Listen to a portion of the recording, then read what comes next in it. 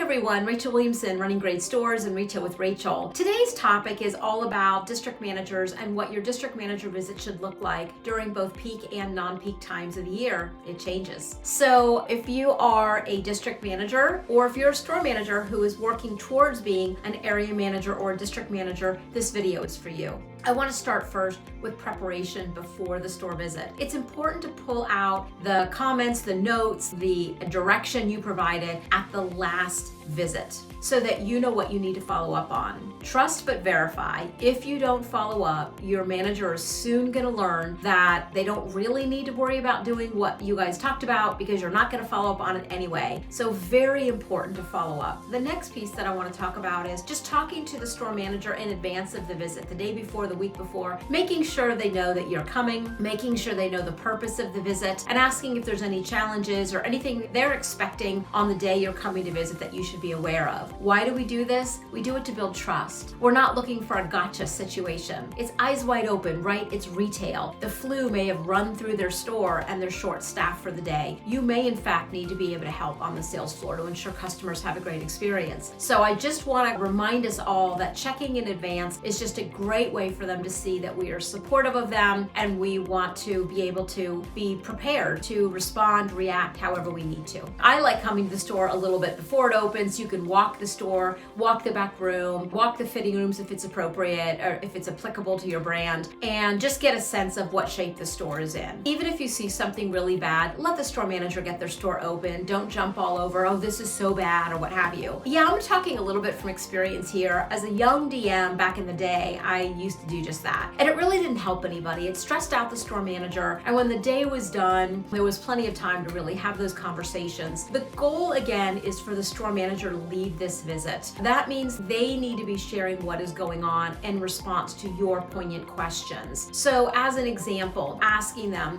what are the biggest things that you are excited about right now? What are the biggest things you're struggling with right now? And how can I support you? This gets the dialogue open. You've got to create that safety in the room that helps them realize that you're their partner and that you really want to help them with challenges that they're going through. Retail isn't easy, and in any given moment of any given day, something can go sideways. It doesn't mean they're a bad store manager. So again, we want to be as supportive as possible. The next thing is really just observing. Just stand back and take a look, watch engagement, watch interaction, watch the cash wrap, watch the fitting room, figure out through the back room, is there anybody back there? You know, what is going on? And just get a sense for what is the experience like in the store. Then as you have breaks in the business, again, if this is a high volume period for you, engage the store manager, congratulate them on things that you're seeing that they're doing well. You are trying to create a positive experience for the store manager and the whole team. So what are those things that you observed that were really well done? Share those things, congratulate them. Perhaps ask them to share how they're making it so successful on the next district manager call. Then it's going to be opportunities. There always are. None of us are perfect. One of my favorite HR leaders used to say that we're all fractions, and it's so true. So maybe it's time to talk about some of the things you're observing, or maybe you have to jump in.